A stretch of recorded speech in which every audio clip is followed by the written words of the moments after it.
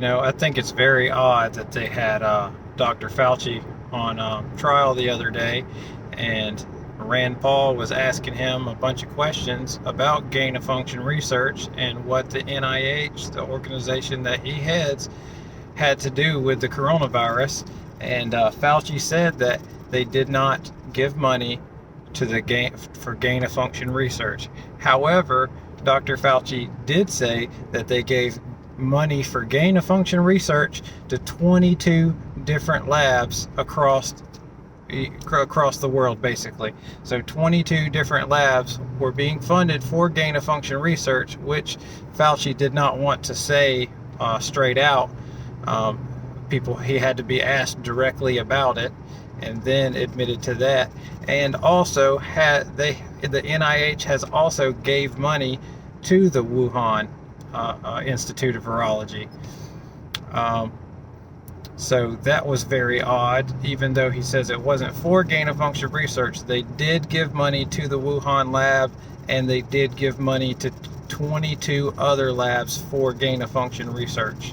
So I just think it's kind of deceptive what they're doing, and I really think that it's going to come out, that Fauci had that they had something to do with this to start with. I think that they knew about what the Wuhan Institute was doing and funded it.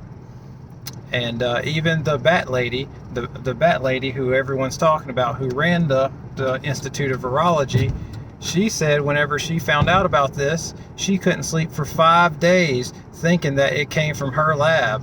And then the guy who trained her was the guy from North Carolina, which Fauci funds also.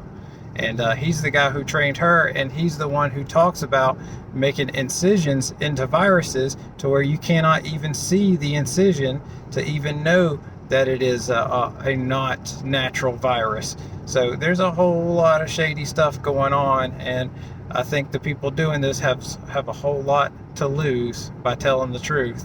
And of course, we're never going to get the truth from China. China's just, I don't know, their society is just screwed.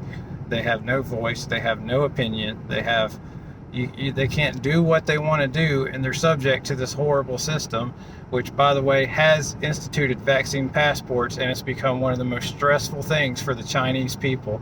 There's green, yellow, and red, and sometimes their sign can automatically, in the app on the phone, turn to red just from potentially being in contact with somebody that they didn't even know. Maybe they just walked past that person, and now it turns red, and some of these people are like falling to the floor, sad, crying, whenever their thing turns red, because they know when it turns red, that means that the government's going to come get you. The Chinese police are going to come get you, and they're going to take you to their hospitals, and you're going to have to stay there or stay in some sort of quarantine zone, which is not going to be very nice.